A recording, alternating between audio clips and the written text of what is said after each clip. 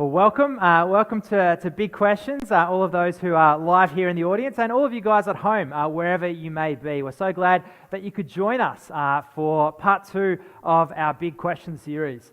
So you might be asking, what is this Big Questions thing? Like, what has my friend sort of dragged me towards or kind of thrown this link at me? What am I stumbling across on the interwebs? Well, Big Questions is a thing we've been doing, hosted by Christ Central Presbyterian Church, a local church on the north side of Brisbane, where we've been asking the community a question.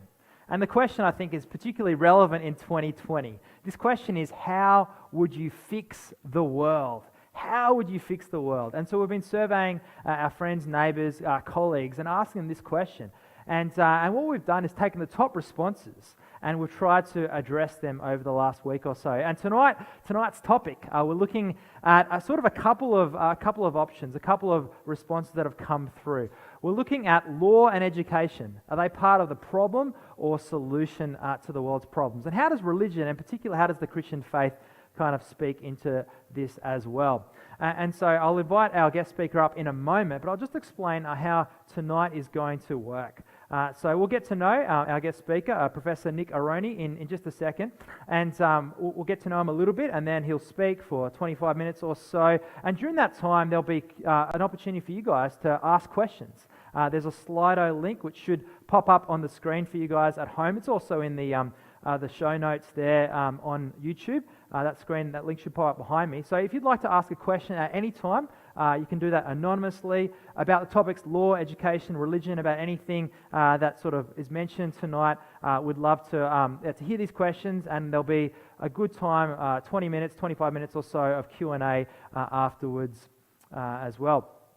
Finally, just a couple of things. If you'd like, here's a couple of books that are free, whether you're here or at home. Would love to get these books out to you if you're interested. First one is Where is God in a Coronavirus World? Now this book is written by Professor John Lennox. He's from Northern Ireland. He's got a couple of PhDs in mathematics and science. He's a deep philosophical thinker, and yet he's able to write such a little thin book, kind of speaking this topic about where is God, how can God exist given the 2020 that we've had. And another book, which is free as well, by Professor Tim Keller, called Making Sense of God.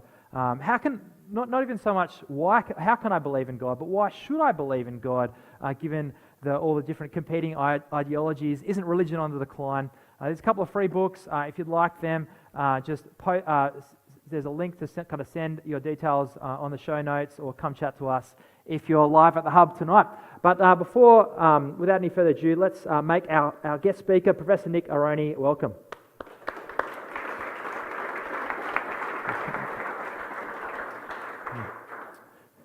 Thanks for coming. Thanks for coming along. Real pleasure to be here, Mike.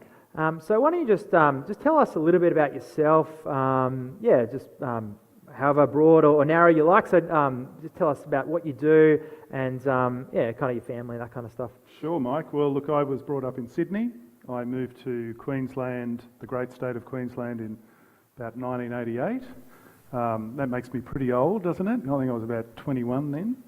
I got married to a beautiful Lisa, and we've been living in Brisbane ever since. And we've got 4 children, 2 of them married. One of them is going over to the UK for 3 years on Friday. Oh. My beautiful daughter. She's able to go? Yes, she's going for 3 years, so okay. they'd let her escape. Okay. I don't think they'll let her back in. Yeah. Yeah, so that's great. And I've got 2 other kids still at home too, and they're great. Yeah. And so you've been in law for many years. You've been teaching at law at UQ since '95. Is that correct? And studied law and practiced law before that. What made you kind of want to get into law? Oh, it's a good question. I mean, when I was growing up, there were 2 professions that I was attracted to. One was law, because I think my mum used to tell me I was a bit of an arguer. I don't know. So I liked that, like watching those TV shows with lawyers and that. But the other one was architecture. And actually I was wavering between them, but towards the end of school, I thought architecture's the thing. And I did a year of architecture, and I loved it, but I wasn't very good at drawing.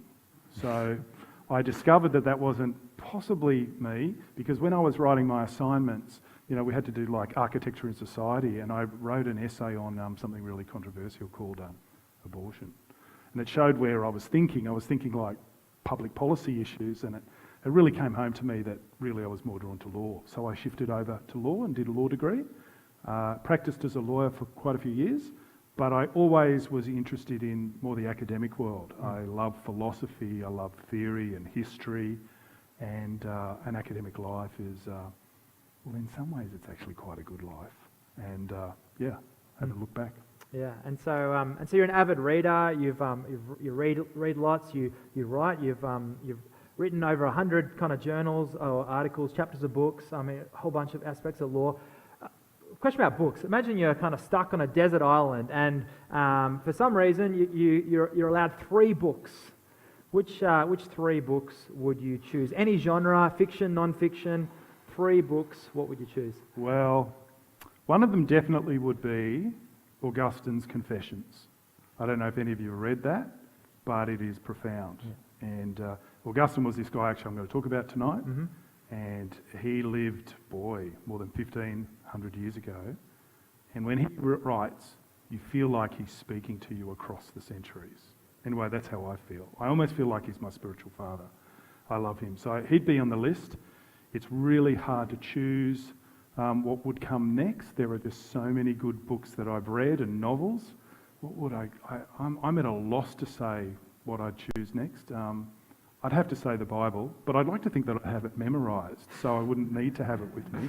But I haven't quite achieved that, so I think I'd have to sneak the Bible in there for sure. Mm-hmm. And after that, it's getting really, really hard. Maybe a novel like A Canticle for Lebowitz. Has anyone heard of that? Oh, that is a crazy... Look, I'll tell you about The Canticle for Lebowitz one day. It's after this, if you like. If anyone's read that, watching online, feel free to tell your anecdotes about that book. Oh, it's a fantastic book. And so you mentioned, so you're a Christian. You'd bring the Bible. What, as a lawyer as well, like what makes you sort of convinced of the Christian faith? Goodness, I mean that's a huge question. I don't think there's just one answer to that, because when you think about the world, you think about its nature, you think about the intelligibility of the world. You think about human beings and how we are intrinsically seem to have a moral law written on our hearts, even when we deny it. A lot of these things add up to a world that just isn't random. So I think there's a whole lot of things around that. And I think in addition to that, I would have to say that when I read the Bible, it speaks with power. I think it does. I mean, this is why people just randomly pick up the Bible who've got no religious background. And if they're open enough to listen to it, people all the time, all over the world, every day, are being convinced by it. So I think that's part of the story. It's a complex one. And in fact, I think the other reason is more deeply you explore the Christian faith and the wealth of philosophy and theology that has been developed over the centuries, you realise how profound and deep it is. And I'm going to go back to Augustine a lot, but I think he was the one who talked about these sorts of things being like a river, and the little child, when we're all little children in a way, can play in the shallow waters, but there are depths of waters in which we could all drown if we got into trouble. In other words, there's depths upon depths in this world that are beyond our comprehension. And anyone who tells you that they comprehend things isn't really thinking about it carefully. Yeah, great. Last question, then I'll get out of the way. So these topics of law and education, as we've surveyed our community, we've seen lots of responses, like to fix the world, we need to educate people, we need tougher laws, we need sort of more relaxed laws, sort of both sides of the spectrum. Why do you think, you're going to talk about this during your talk, but just as a sort of way in, why do you think that these responses have been so common in our society at the moment as to how they would go about fixing the world?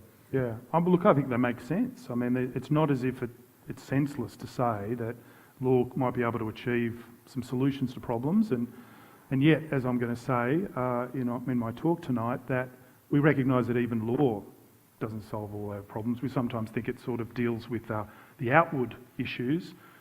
It responds to people's bad behaviour, but maybe prevention is better than cure, and so we instinctively turn to education.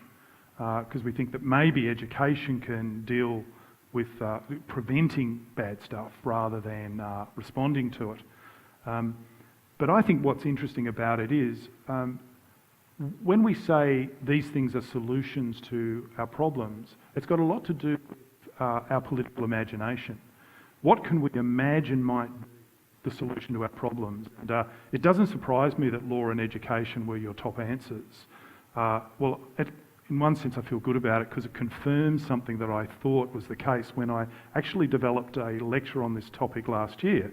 I thought, well, I think law and education are the two things people turn to instinctively in our culture. So now I've got some empirical evidence to support it. So I need to write that up in a really thorough way and demonstrate that truth. Sounds good. All right, well, I'm going to get out of the way and hand over to you. And as I said, there'll be question time, so you can just post a question up on the Slido. But over to you. All right, thanks, Nick. Mike. Thank you. Sounds terrific. Well, I mean, we're all in the middle of COVID, aren't we? And we are also, do you remember those bushfires? Do you remember the bushfires and how it was the end of the world back then? It's extraordinary, isn't it? But really when you looked at our response to the bushfires and you look at our response to COVID and you think about the debate about what should we do, so much of our response, confirming Mike's survey, is that we think we need laws. Think about all the laws that have been introduced to separate you at the moment, right? That's all the result of a law, isn't it?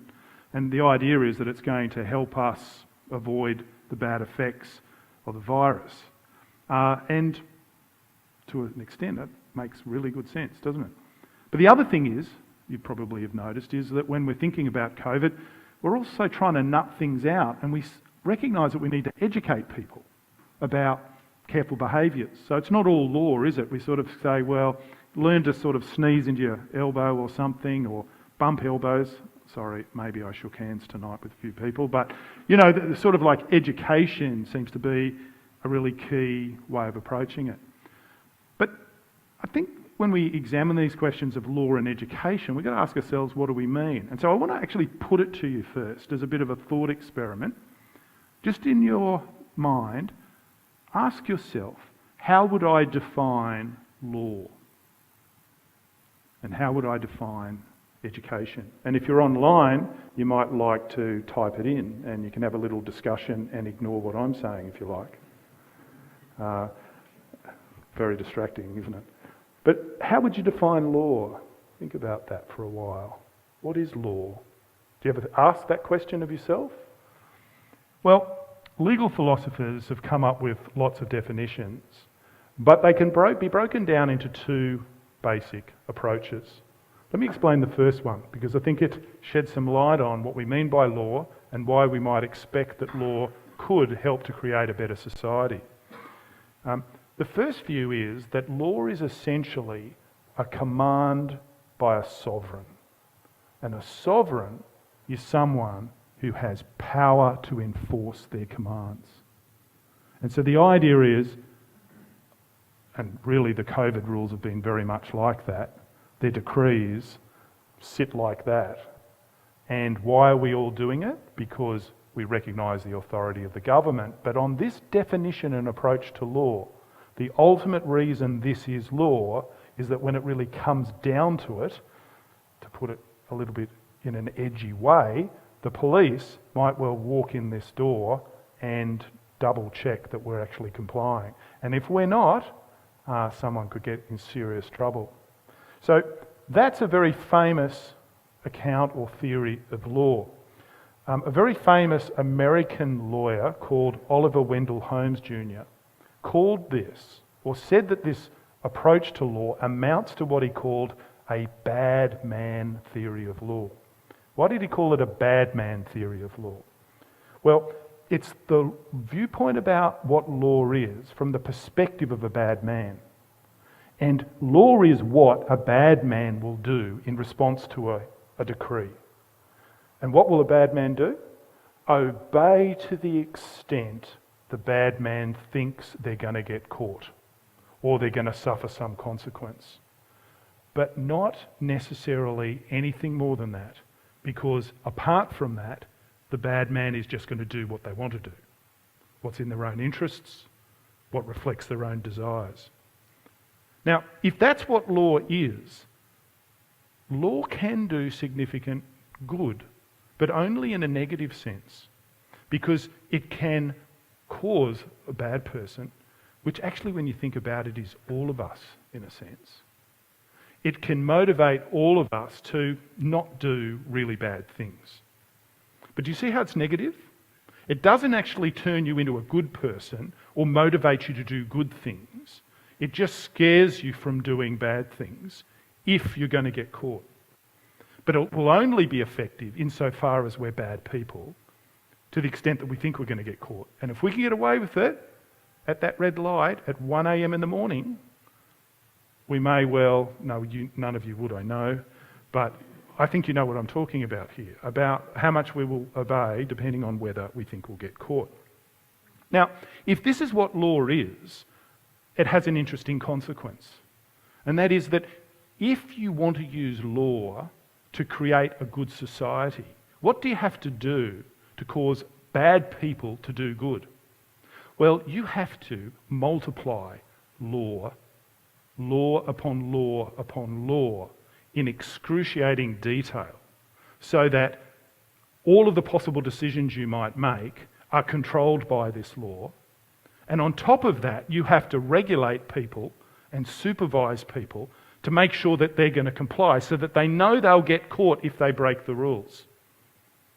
What sort of a society emerges as a result of the view that law in this sense could actually create a good society? It could actually produce a pretty bad and scary society. Partly because the rules might become so cumbersome and in such excruciating detail that we're put into tied up, as it were, in a straitjacket with very little room to move. And in addition, it creates a different mentality in our heads, because we're not going to like the law because it's just controlling us too much. It has interesting consequences. And the other consequence is that even us lawyers, the law becomes so complex and detailed, we can't even keep up with the law. I mean, have any of you seen the Income Tax Assessment Act? Right? You've had to deal with it, right? How big is it? It's enormous. It's multiple volumes. And I don't think all tax lawyers understand it all. Has anyone seen the corporations law? It's enormous. These laws are not thousands, but many thousands of pages long. Why? Because of the bad man theory of law, and partly an expectation that law is going to make a good society. So we just have to make another law to correct, because there's a loophole. There's always a loophole in the law, and you've got to close it with another law, but then you create another loophole. I think you see the point. And that's the consequence of law. And the amount of law that we have is just blown up considerably. Now, there's a second definition of law. It's actually the definition of law that one of my heroes, Augustine of Hippo, many centuries ago proposed. Because he once said this: when I think about it, an unjust law would seem to be no law at all. It's a very interesting statement. It's actually a paradox. It's actually almost a contradiction. An unjust law would seem to be no law at all. I'll let you ponder that one. What he's proposing is that justice, the morality of the law, is intrinsic to the nature of law. That's very different from the first definition, which says that law is a command of a sovereign, and a sovereign is the one with the big stick that you fear will punish you. It's a different definition. It's saying that we know what law is because it's an ordinance of justice promulgated by those who have the care of the community, as Thomas Aquinas said. Now, if law is this, then the effectiveness of the law does not depend on the crabbed and miserly attitude of the bad man, who will only do what the law requires and not an iota more. Because if justice is intrinsic to the nature of law, then the law itself expresses the good purposes it's trying to achieve. And it doesn't have to spell out in excruciating detail all of the little nitty-gritties, on the assumption that you're dealing with good people. Because a good person will understand the good purposes in a law and pursue them. The law will give them some guidance, like Yeah, better stay however many metres apart from each other that you need to. But the good-heartedness of the people who organised tonight wanted to make sure that not only did they comply with the letter of the law, but they wanted to do it in the right spirit of the law. That's a very different perspective about law. Consider this, that the consequence of that view is that law can be a lot more simple. Consider the simplicity of the 10 Commandments. Only 10 rules. Consider the two greatest commandments. Love God and love your neighbour. 2 rules, right? A perfectly good person probably doesn't need any more law. And that's the key. So we're in a tension really between 2 theories of law. And what a far cry from that simple idea of law as justice have we come when we consider the reams upon reams of laws that are enacted every day. One really profound writer that I love very much by the name of Oliver O'Donovan, you may know of him, he called it an incessant stream of lawmaking. Now, given this preoccupation with law, we ask ourselves, well, is that really the answer? Or are we expecting too much of law? And so we turn to education as an alternative theory about making a good society, because prevention seems to us to be better than a cure. But what is education? And here, once again, I want to propose to you 2 definitions. Stop and ask yourself for a minute, what is education? What do you think it is? Well, here's one definition. I could call it a pragmatic or practical definition of education. That education is about the transmission of knowledge and the development of skills. Does that ring any bells? The goal of education on this view is to fill children's heads with facts and equip their hands with practical skills. Education exists to generate the next generation of workers, where each person will fulfil their role within the society. Now, this has its advantages, because the more we know and the more skilled we are, the better we are able to serve each other with those particular skills. I'm very glad we have engineers, and I'm very glad we have medical doctors. I'm not so sure that I'm glad we have... No, I won't go down that path. But we do recognise this, don't we, that those skills are very valuable. But here's the thing about knowledge and skill. It doesn't necessarily produce good people. It merely produces people who are clever and skillful. And that's good so long as it's accompanied by good character and good purposes. But without good character, intelligence, knowledge and skill are actually dangerous. I'd rather be governed, I think, by a stupid good person than a clever evil person. That's putting it pretty strongly, maybe too strongly, but I think you get the point I'm trying to make. Now, nonetheless, we tend to think as a society that if we just knew more and we were more skilled, we could build a better society. But I'm not so sure that that's the case. I think the problem goes deeper than that, and that sort of a view of education is too superficial. Take this commonplace belief in our society, that the better educated you are, the more intelligent you are, the more likely you're going to form your views based on well-established evidence and careful logical reasoning. And the corollary, the more ignorant you are, the less well-educated you are, the more likely you are to be driven by emotion, prejudice, superstition and dogma. Well, they are very well highly shared views. However, the cognitive and behavioural science literature suggests that this simply is not the case.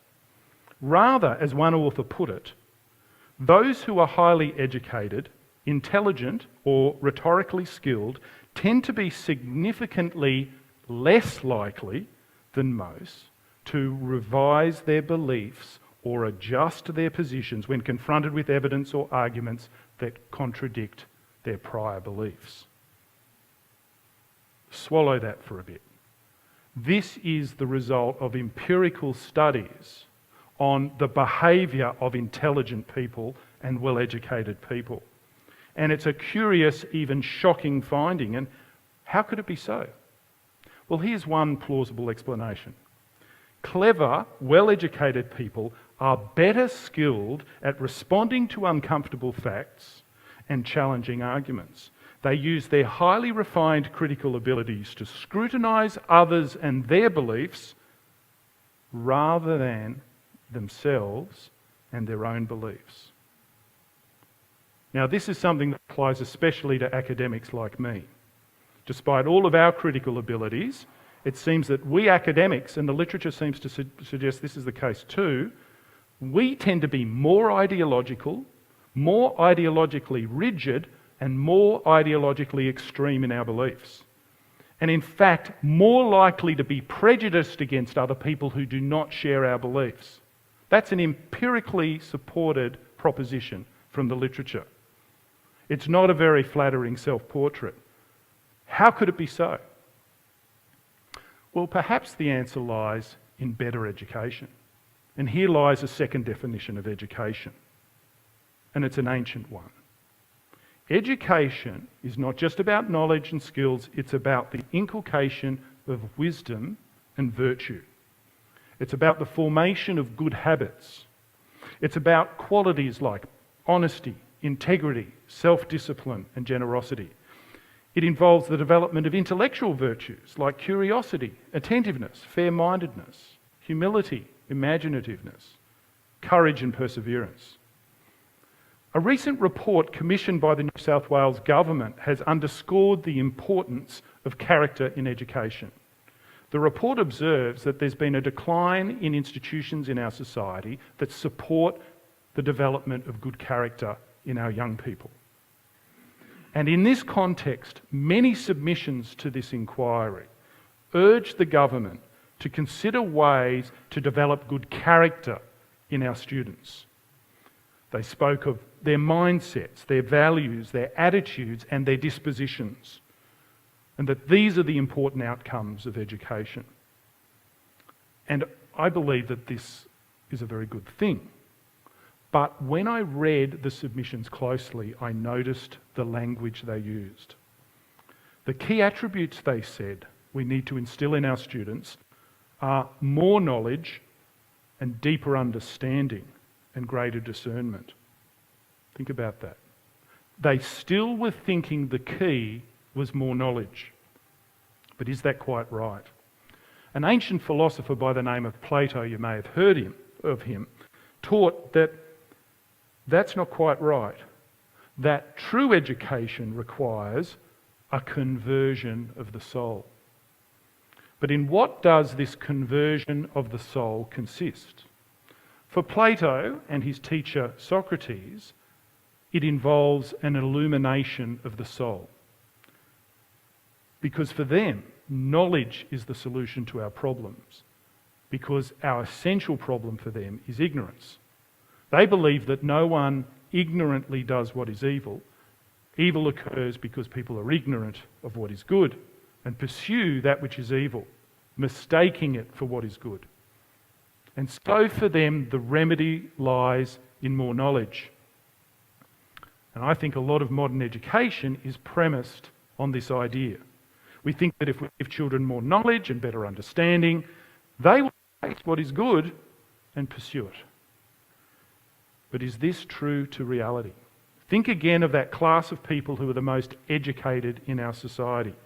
Do these people live in a manner that is more virtuous than the less well educated? I rather doubt it. I work amongst them. And I see it in myself.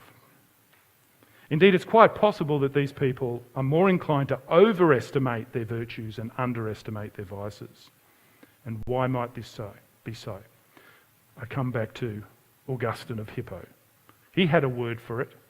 He called it pride. And so we come to religion. Now, as with law and education, I think it's possible to distinguish two definitions of religion. So ask yourself for a moment, how would you define religion? How would you define it? Well, one approach to defining religion is the definitions you find in the disciplines of anthropology, sociology, politics and law. In these disciplines, we encounter attempts to develop general definitions of religion that are sufficiently inclusive to include everything that should be a religion, but sufficiently incisive only to talk about or capture religion and not to include philosophical beliefs that aren't religious. If you stop and think about that, and I could illustrate that with later in questions if you like, it's actually very hard to come up with a definition of religion that isn't itself as controversial as religion itself. And yet, this approach to religion underlies anthropological, sociological, political and legal approaches to religion and its study. But it's hard to define religion without adopting a particular viewpoint. So the other thing to note about this approach to religion, that it's actually a modern invention. It was invented a few centuries ago as part of an attempt to replace what we would call religious interpretations of reality with secular ones, to explain, reduce and redefine religious phenomena as religious. But it's only able to do that using a subterfuge in the definitions. Now, let me explain how this sort of works in law. Section 116 of the Australian Constitution provides for freedom of religion and that there should be no establishment of religion in our country. But it all turns on the meaning of religion, the meaning of freedom, and the meaning of what it means to establish a religion. In Australia, religion has been defined in this way. Think about this definition. It involves belief in a supernatural being, thing or principle, and acceptance of canons of conduct, rules of conduct that give effect to those beliefs. And existence of a group that has those beliefs and follows that conduct. Now, notice something about that definition. It suggests that religion is nothing other than a special type of law and a special type of education. It involves beliefs and it involves practices according to rules of conduct. Interesting. The definition of religion is really a definition of law and education, so that religion is nothing more than those things. Now, to me, that's very significant and very important limitation in that definition of religion. So what I want to propose to you, coming to the conclusion, is an alternative second approach to defining religion. And I want to focus on the old Latin word from which our modern idea of religion comes, a word called religio, which conceives religion not so much as a system of beliefs and practices, law and education as it were, but as a virtue or quality of character, a moral virtue by which you render to God that which is properly owed to God. Now, this is a religious understanding of religion. Admittedly, it is. But it's not clear that this definition is any more neutral than a secular definition of religion. They're both inherently controversial. And what's really interesting is that a recent study has shown that religious people might well be more tolerant of people of other religions than secular people. Now, that's not what you expect to think. But Professor Jonathan Fox, a professor from Bar-Ilan University in Tel Aviv, in Israel, recently published a book which examined the extent to which there is religious discrimination in the world in 183 countries of the world.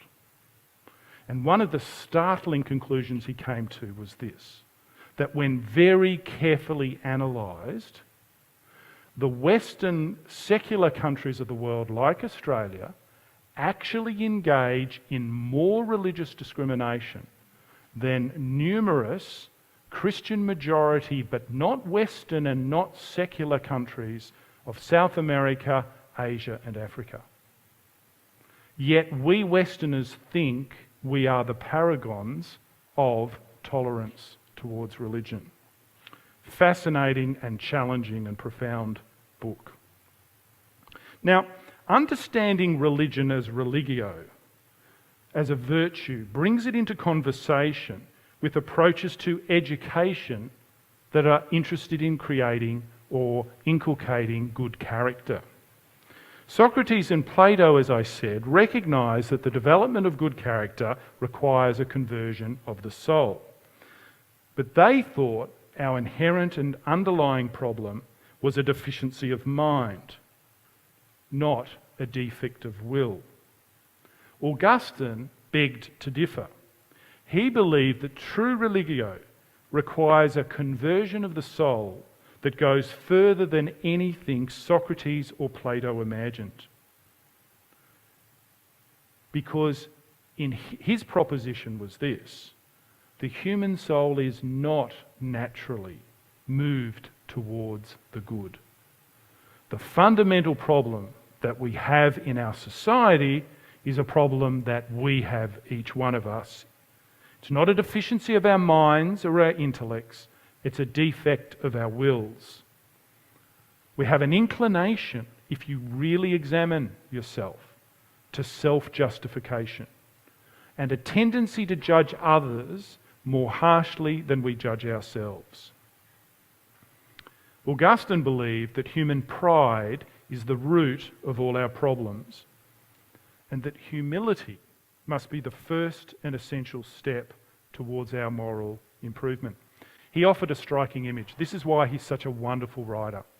He spoke of this wonderful queen, which he called pleasure, sitting on a throne, surrounded by the virtues, ready to do whatever she might command. What did he mean when he said this? That pleasure might have virtues arrayed, ready to do whatever she commands.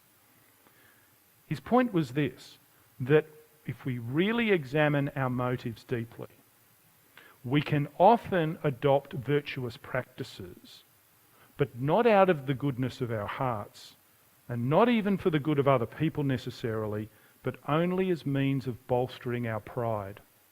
Or at least, even at our best moments, how very readily we are inclined to become proud of our goodness. And when we are caught in the grip of that pride, what becomes more important is not actually how good we are, but how good other people think we are. And so we have a tendency to do things so that we will appear to be good, but not necessarily be good when no one is watching. We're still like that bad man that Justice Holmes talked about, the bad man theory of law. Pride can motivate us to do good things, or at least to appear to be good. That's why pride is the deepest root of our problems. Our desire for glory and honour often motivates us to appear to be good or to be good.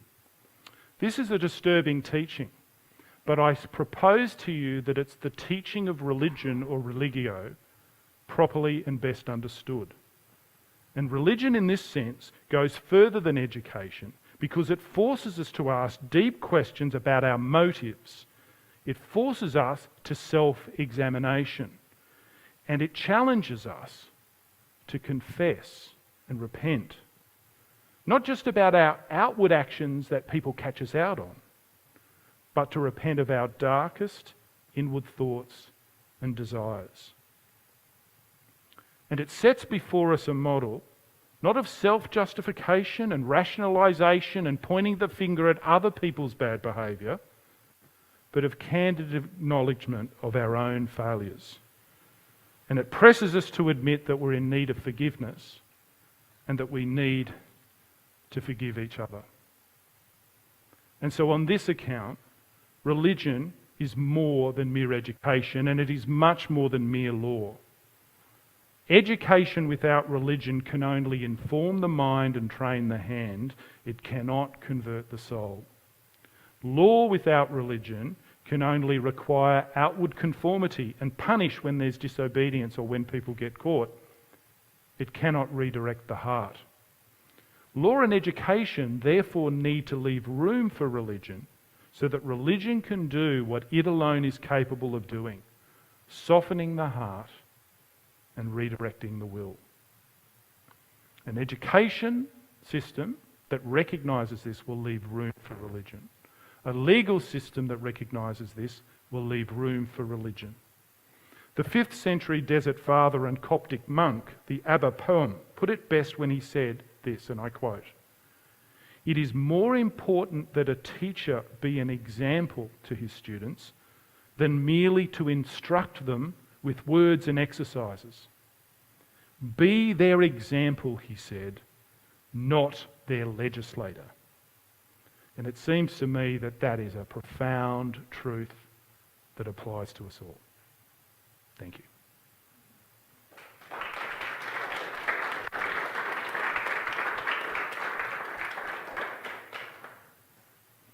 Thank you, Nick.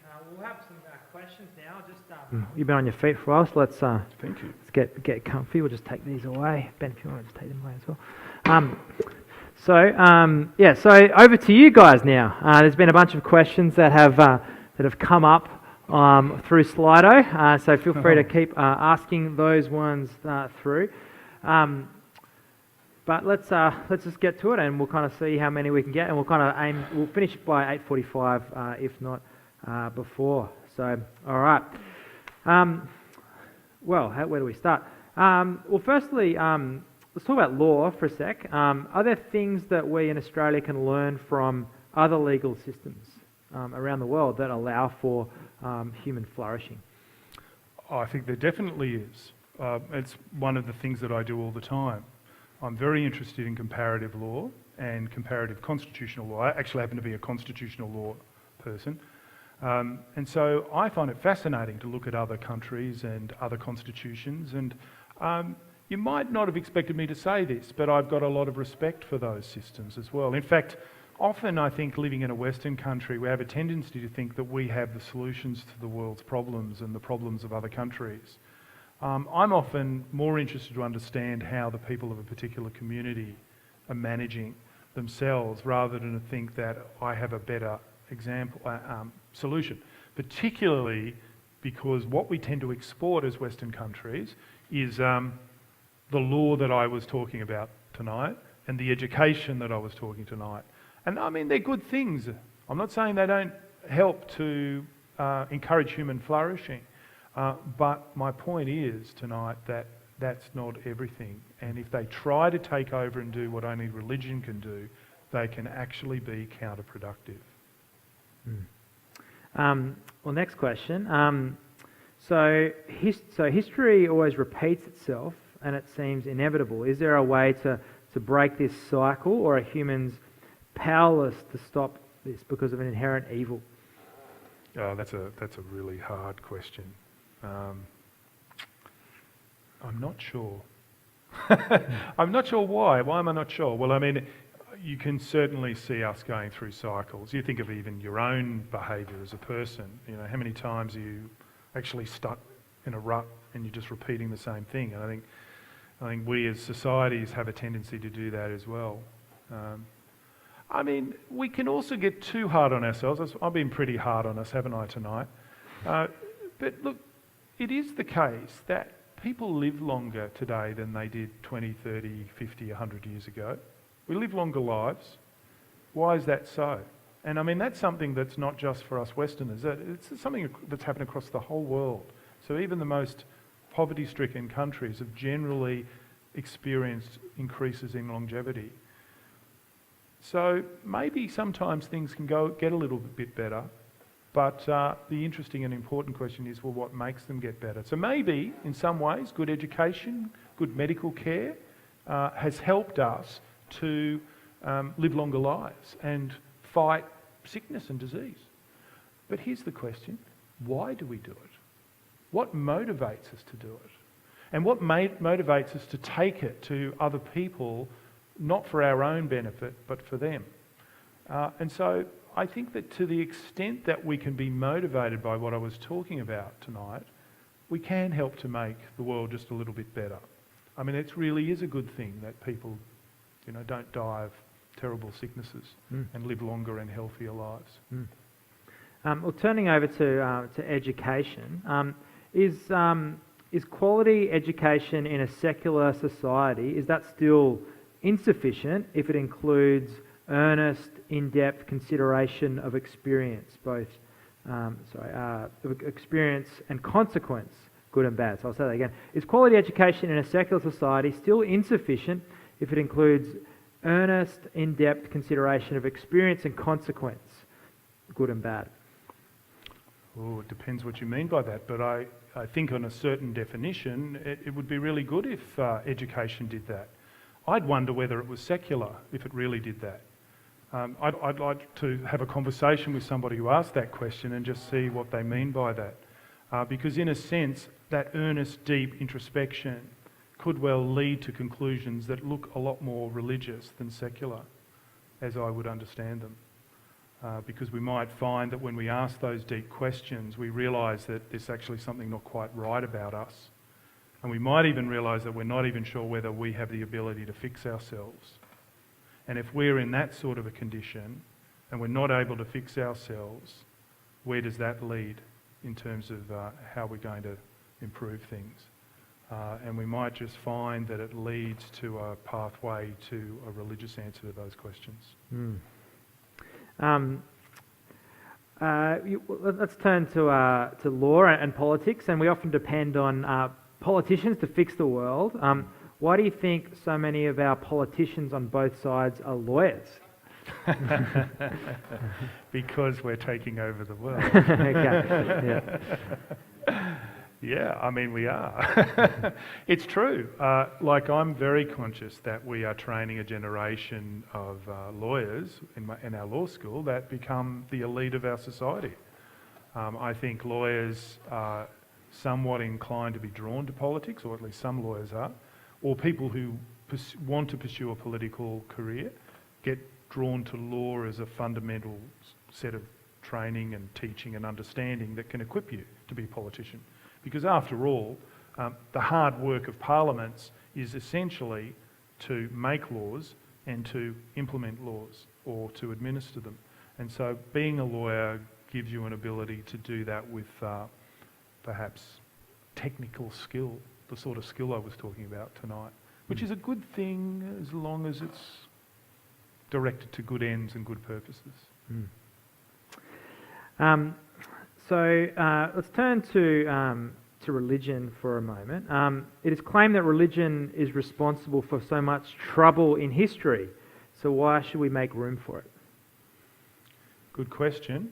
I'm not sure. I ask myself, what ideology or beliefs caused the most deliberate deaths in the 20th century? And I think of Pol Pot, the Pol Pot regime, and the many, many millions. Has anyone seen movies and stories about that? And all the human skulls?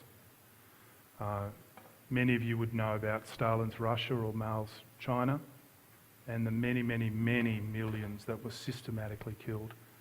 And I haven't mentioned Hitler's regime and the deliberate extermination of Jews and Gypsies and others. Killing on the scale unprecedented and unimagined by religion. Now, religion is a powerful motivator and it's a powerful force, and so it's always going to be the case that human beings are going to use beliefs to their own ends and for bad purposes. And religion can be a very useful tool to try and achieve those goals. But what I would suggest is that that's not really religion properly understood. And it goes back to those two definitions of religion. If we define religion in the first way only, then we're going to say that, well, you know, that was religious when they did that, and that was religious when they did that. And so we will say that look at all this religiously motivated evil that's being done. But if we define religion in the second way, which penetrates to the heart and suggests that pride is our fundamental problem, and in fact, as Augustine said, the lust for domination is a driving force in human affairs, the desire for control and power over others. His religious critique of that was a force and is a force for peace, not war. And so it depends on your definition of religion as to whether you think the religion is the cause of the problem or whether it's actually the antidote to the problem. Just to maybe push back on something you said before, I mean, I've heard that argument as well about, well, it was actually atheistic regimes that killed, were responsible for so many deaths in the 20th century. But couldn't you then, I guess depending on your definition of religion, couldn't you then have argued that the Khmer Rouge and definitely Nazi Germany and you know, and Stalinist Russia, couldn't you then argue that they're actually just religious institutions, just sort of, maybe they don't fit our classical box of religion today? Couldn't you say that that's also religious killing? Yeah, well, I think in one sense it is, according to the first definition. Remember, the first definition of religion says that religion is a set of beliefs and a set of practices. So, on that raw definition, and in fact a group who identify with those beliefs and those practices, well, the Communist Party fits that definition. So there's a sense in which, and the religious fervour, as we would often say, that accompanies Stalinism is an example of that. So I think that explains, or at least is a way of responding to that point. And the point is that that's not an approach to religion which involves the sort of the self-introspection. Because let me just say one other way of putting it is this. For Marxism, the problem with society is not me and my heart and my will, it's the system as a whole. And so the only way to create a good society is to change the system. And the only way to do that is to force people to be part of this change. And it has these bloody consequences because of the theory that drives how you make a better society. So that's probably how I would answer it. Okay, thanks. I'll ask the next. We'll just swap it over. I'll ask the next. I'll bring up the next question. You can think about it while we change this. So again on religion, you talk about religion and secular as two separate entities. So is the secular view not inherently a religion, as it is a belief and a virtue one would follow? And maybe just to apply this, I'd imagine if someone here tonight considers themselves a secular person, they're probably thinking of themselves very differently to a Khmer Rouge Stalinist regime. If you think of maybe just bring it home to the average Aussie secular person, not that there is an average Aussie, but are they religious? Are they just following a sort of their own secularism as a religion, in terms of the second definition as beliefs and virtues? Yeah, it could be the case. I mean, I think that even though we are starting to talk about this idea that there's a difference between a religious person and a secular person, I'm inclined to think that we have to be very careful about that, because actually we're all human beings. And that's the fundamental, I think that's a more fundamental fact about us. And as human beings, we have certain attributes and tendencies. And one of them is that we do have beliefs and we do follow conduct rules. It's in our nature to do it. And so for that reason, it's always possible to show how we parallel each other, even if we might say this person is religious and that person is secular. But we're all human beings, and so we have those characteristics in common. So like this, the first definition of religion is not without its merits. It's trying to come up with a generic definition that explains something about human nature that applies to all human beings, whatever their beliefs, and so forth. But the risk is that if you think that that's ultimately what religion really is, it misses something very significant about the sort of religion that Augustine said is true religio.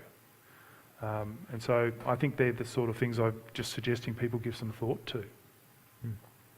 Well, staying on sort of thinking about secularism for the moment. So I just lost the question. Why don't you think that a liberal, secular, lowercase l liberal, secular worldview produces a better world? Why don't you think that a liberal secular worldview produces a better world? I think in some ways, some aspects of our liberal secular world does produce a better world. But if you look at the historical roots of what we call liberal and secular, they actually have deep roots in Christianity. And this is something that's not often recognised. In fact, the very word secular, and I've been using it in a certain way, but I could have actually drafted another 4th chapter in my presentation, but that would have bored you too much. And I could have actually offered you 2 definitions of secular, right? Because the original meaning of secular, do you know who invented the word? St. Augustine. Sorry, folks, it all goes back to him. Because the secular is the temporal, it's the time-bound.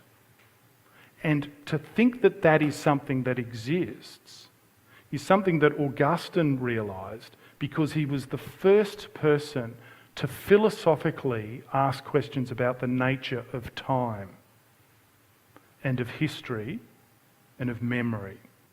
And that's why I suggest that you have a look at his Confessions. That's why I take it on that island to listen to. Because he, in that very book, questions what is the nature of time and history. And he set Western philosophy on a pathway of thinking about time and history and the time-boundedness of what it means to be a human being. And I think we're running out of power. Or did I bump that and it's gone off? I bumped it. Okay. Sorry, folks. That's all right. Should I just wait till it's on again? I need some elevator music. Yeah.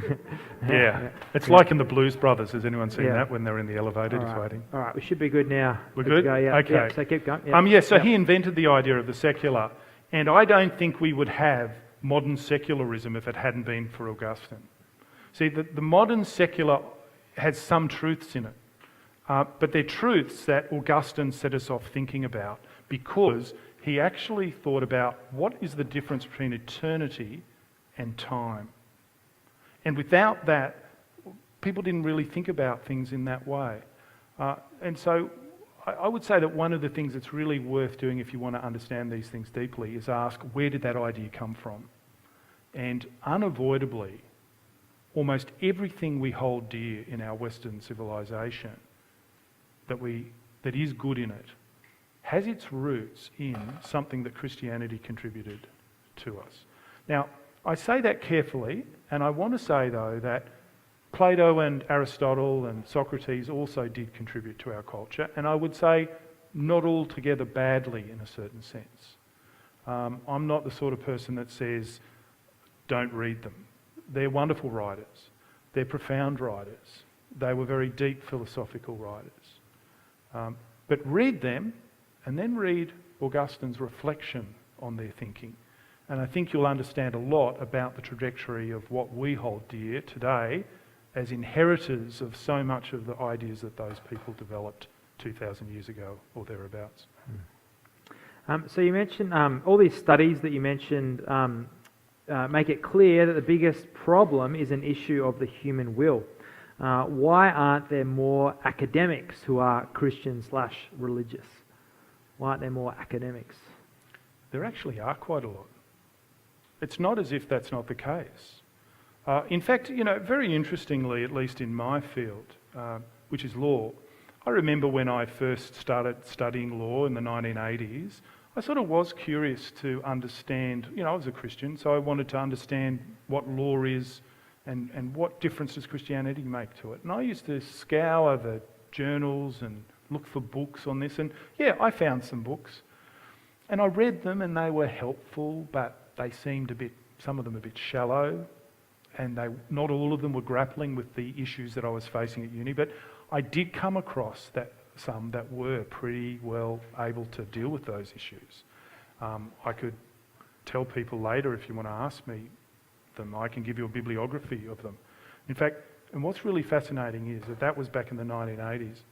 Very recently, some people have asked me to construct a bibliography, a list of books written from a Christian perspective about questions of law and politics.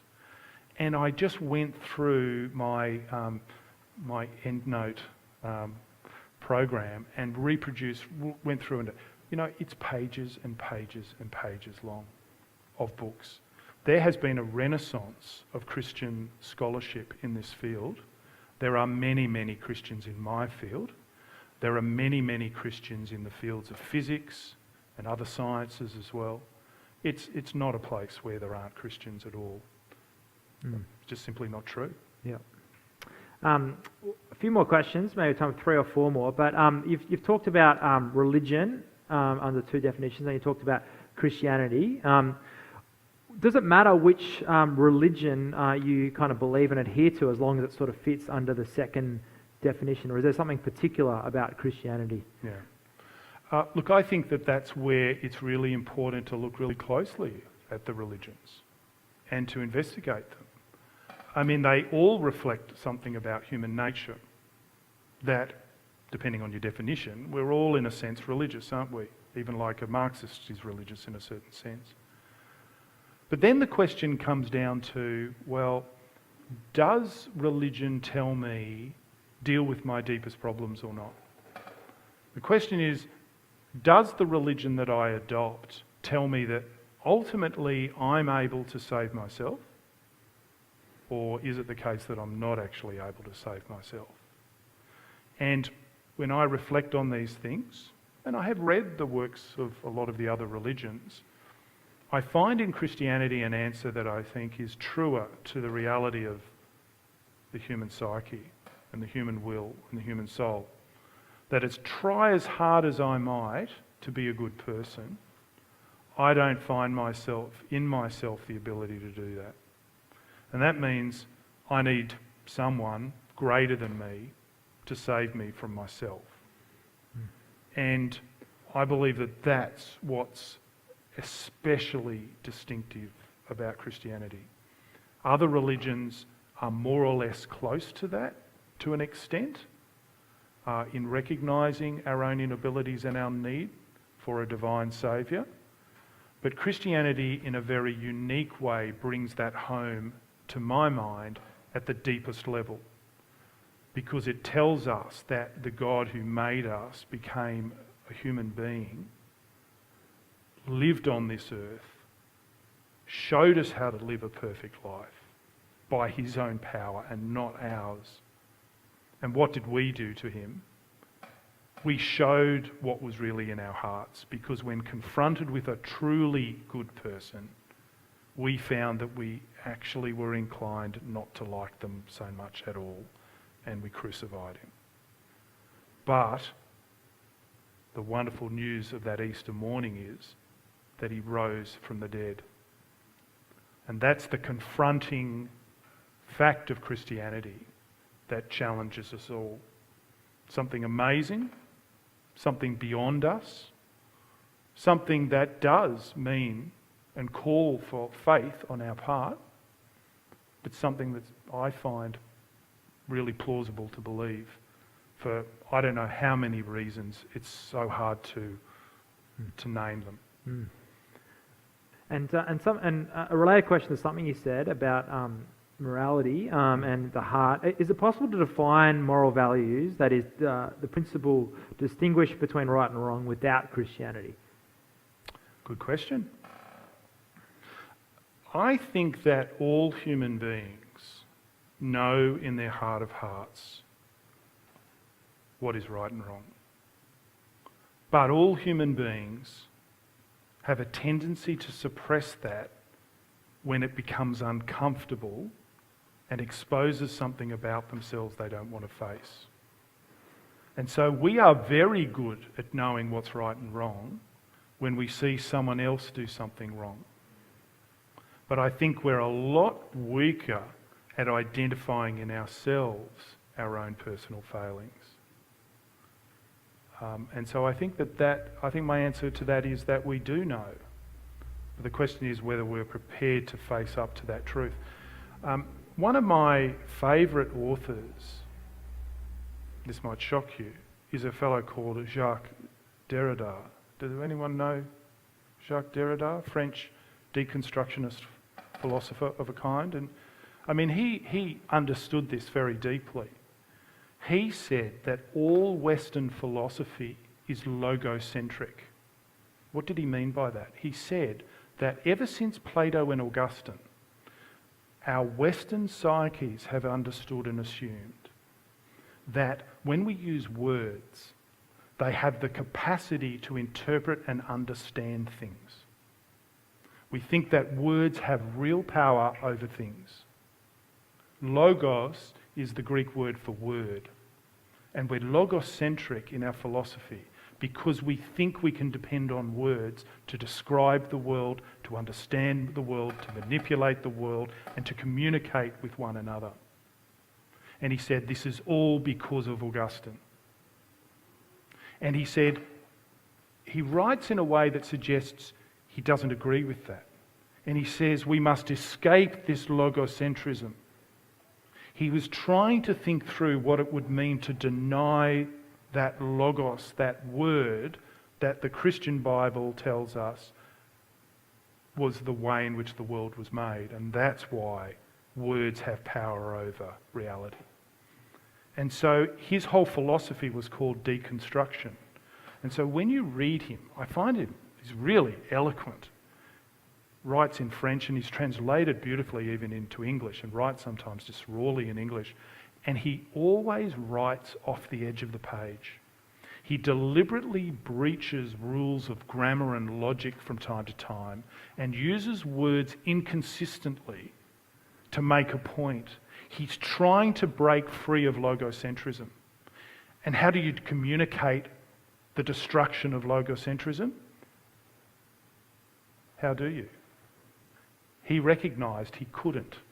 He could only motion towards it because to communicate the denial that the world was created by a divine word is impossible because communication requires words to communicate. And so he always played this very clever game.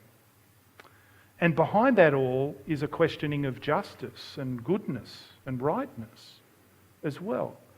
But I love drawing my students' attention to a very interesting letter that he wrote to the editor of the New York Review of Books. And I can give you a reference if you want, if anyone wants to ask me later. And he complained in this letter that someone had translated some of his work and published it without his authorization. And they may well have done that. I'm not actually saying whether they did or they didn't. But when you read this letter to the editor that he wrote, actually a series of them, complaining about this, all of a sudden his communication was crisp, clear, unequivocal, and it was, this is unjust, these people are lying, it's untruthful, and I want justice. And I thought, there you have it. And I like the man in a sense, because he's honestly trying to grapple with his atheism and live out the consequences of the denial of a God. And he does it in a way that no other person I think I've ever found do it, in the way that he writes in a way that half doesn't make sense. And it's like reading poetry and you're going, whoa, man, right? And it's because he has this attempt to escape from a truth that I think we all know. Yeah. I have only a couple minutes left. I'm going to see if we can squeeze out a couple more. I'm going to ask you two. Can you answer in a minute? So you mentioned the simplicity of the Ten Commandments, but then the Bible's got lots of other rules. Isn't that a contradiction? And can you combine that with, could someone say Christians are just good because they think they're being watched by God, so it's still the bad man theory, not change of heart. So there's lots of rules out there in the Bible. Are people just watching, following the way to be the bad man? Yeah. I was very deliberate when I explained the bad man theory. Did you hear me to say there's nothing to it at all?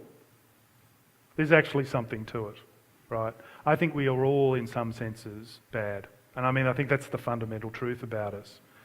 And that does mean that in some respects, to just put a brake on us, we do need laws, and we probably do need more than 10. We probably need more to guide us because we have such a tendency to pervert it in our own thinking. But as Jesus Christ taught, while those extra rules can be necessary and good in a certain sense if understood wisely as a restraint on our own bad inclinations, if we forget the main game, we can turn them into the way of thinking and forget what I'd like to think I was saying in my talk tonight, which is we need more education, not just law, and we need more than education. We need religio. We need a change of heart. And when we have that change of heart, it begins to help us not have to rely on all of these rules, but actually see the good purposes of the law and be motivated by genuine love and the pursuit of what's truly good and what's true and lovely and beautiful. And I think Jesus Christ had a lot to say about that. That was more than 1 minute, wasn't it? More than 1 minute. It's all right. We've got 30 seconds. How does one, so you mentioned heart, 30 seconds. How does one have their heart changed? What does that mean? Like, what does that mean to kind of, like, if someone's listening out there and they said, yeah, I want that. I want to have my heart changed. Like, what do I do? Hey, you can think me crazy if you want, but it's supernatural. It really happens. It's happened to me. Pray. Ask God to help you. He really does. And you can wake up in the morning and you can be different. Now, it doesn't mean you're totally different. You know, for all of us, it's a different walk, you know. Sometimes for some of us, we still struggle. I mean, we all do struggle. I'm not trying to say in any sense am I on the right path. But at the same time, God is able to do supernatural things. You know, there are people who are drug addicts that stop being drug addicts overnight. Other people are drug addicts, they become Christians and they still struggle. So what I'm saying is that isn't always a simple answer in this life. But there's still a supernatural act of God, and it really happens. It happened to me. I've seen it happen to lots of people. That's how it happens. Yep, great. Well, I don't want to be the bad man and go over time, but we'll give Nick a round of applause. But just to point people out, I've put up a link to your paper that you spoke on these topics of education, religion and law. That's on YouTube in the kind of description, the show notes there. Is there anything else you could recommend people go to if they want to kind of explore these issues? There's a whole bunch of, there's a long bibliography in that particular document, but anything in particular off the top of your head? Augustine? Just read him. Yep. If you're interested in education, you'll see in the bibliography a wonderful anthology of writings on the philosophy of education. I can't even say it off the top of my head, but if you track down the footnote, it's a really good one. I really enjoyed it. It's all about education as virtue and character. I enjoyed it because I didn't know much about that when I prepared for this talk 2 years ago, so I think that's another one I'd recommend. Great. Well, thanks so much. Let's give Nick a round of applause.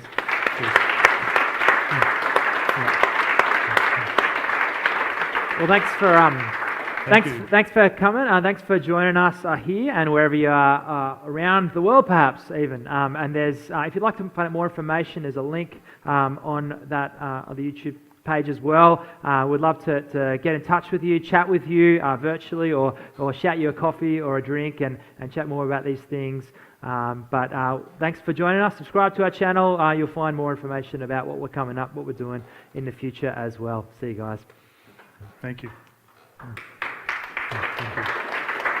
you. Thank you, Mark.